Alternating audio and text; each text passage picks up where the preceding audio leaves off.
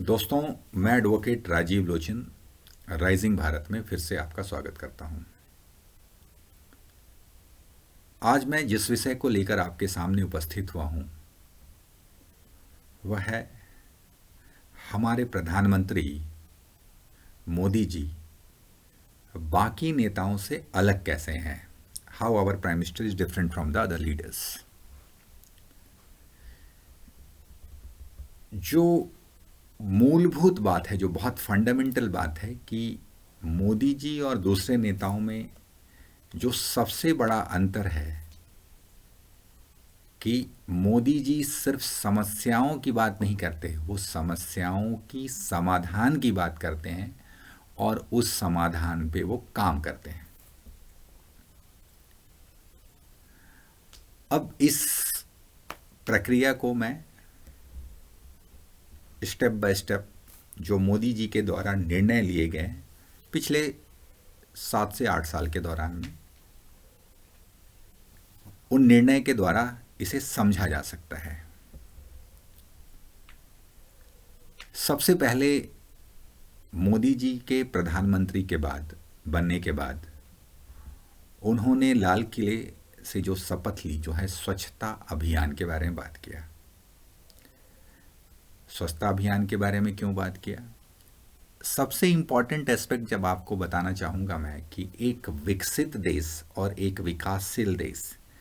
के बीच का जो सबसे बड़ा अंतर है, यदि आपको मौका मिले, अगर आप बाहर विश्व के ऐसे देश जो विकसित देश अपने आप को कहते हैं, जैसे अमेरिका, इंग्लैंड वगैरह, अगर आप वहाँ जाएंगे तो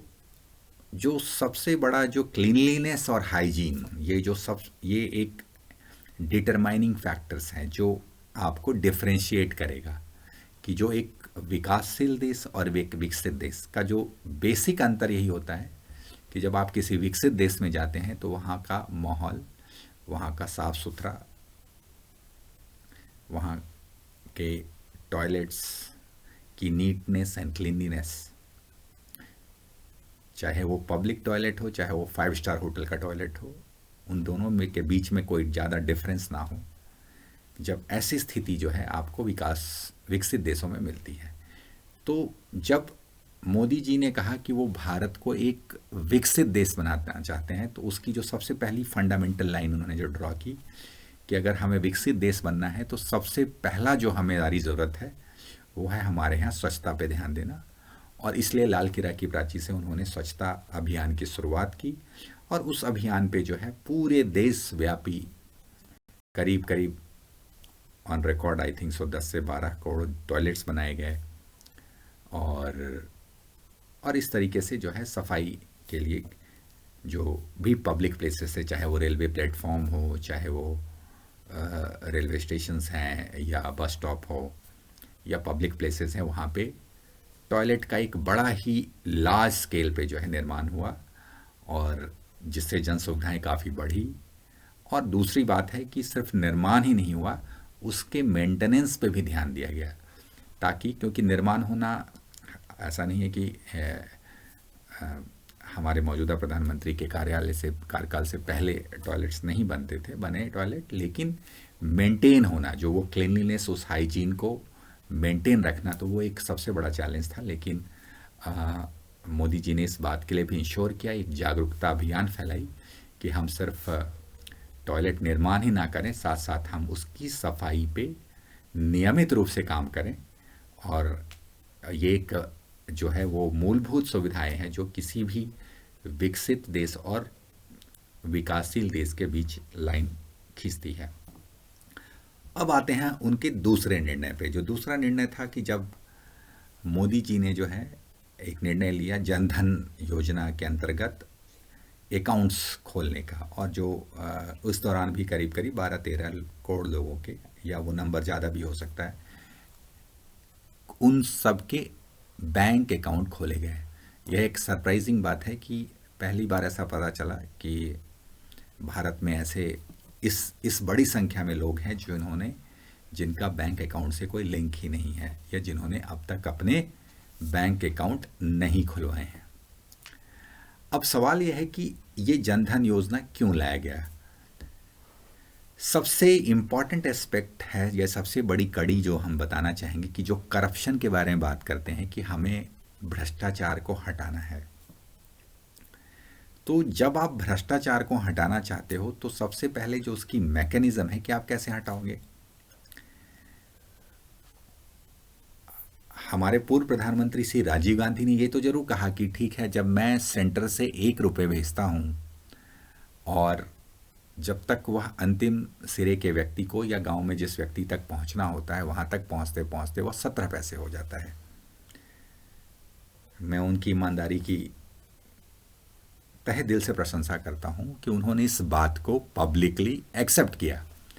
लेकिन सवाल ये पैदा होता है कि यस, ये प्रॉब्लम है, तो इसका सॉल्यूशन क्या है। उन्होंने इसके सॉल्यूशन के बारे में, इस समाधान के बारे में कोई कदम नहीं उठाए। लेकिन मोदी जी और उनकी टीम ने इस बारे में रिसर्च किया कि अगर हम डायरेक्ट बैंक ट्रांसफ़र पे काम करते हैं तो जो ये बिचौलिए हैं, जो 1 रुपये चल के 17 पैसे तक पहुंच जाता है, अगर वो 1 रुपया डायरेक्ट बैंक ट्रांसफ़र किया जाता है डीबीटी के द्वारा, अगर ये सुविधाएं अगर हम बिजनेसमैन को देना चाहते हैं, स्वरोजगार वाले को देना चाहते हैं या किसान को देना चाहते हैं, चाहे वो सब्सिडी के रूप में, चाहे वो जॉब गारंटी के रूप में, या किसी भी तरह की जो बेनिफिट हैं अगर हम देना चाहते हैं, तो वो बेनिफिट अगर डायरेक्ट अकाउंट में आ रहा है तो यहाँ पे करप्शन के जो चांसेस हैं उसको बहुत हद तक मिनिमाइज किया जा सकता है। और इसी कड़ी में उन्होंने जो सबसे पहला, कई लोगों ने इसके मजाक भी उठाए कि भाई बैंक अकाउंट खोलने से क्या होगा, या पैसे कौन देगा, क्या सरकार पैसे देगी। लेकिन उसके परिणाम अगले 2 साल 3 साल, जब सबसे ज़्यादा जब मोदी जी ने जब किसानों के आत्मसम्मान वाली योजना जब शुरू की और किसानों के अकाउंट में जब डायरेक्ट पैसे ट्रांसफ़र किए जाने लगे, उसके बाद सरकार की जो दूसरी योजनाएं आई और उसमें भी पैसे डायरेक्ट ट्रांसफ़र किए, तो इसमें जो बिचौलिए थे, जो मिडिल मैन थे, उनका रोल ख़त्म हो गया, उनका रोल ऑलमोस्ट मिनिमाइज हो गया। ये एक चैलेंजिंग मैटर है। तो यहाँ पे क्या हुआ कि मोदी जी ने दूसरी समस्या जो थी, जो करप्शन की समस्या थी, उसके समाधान के लिए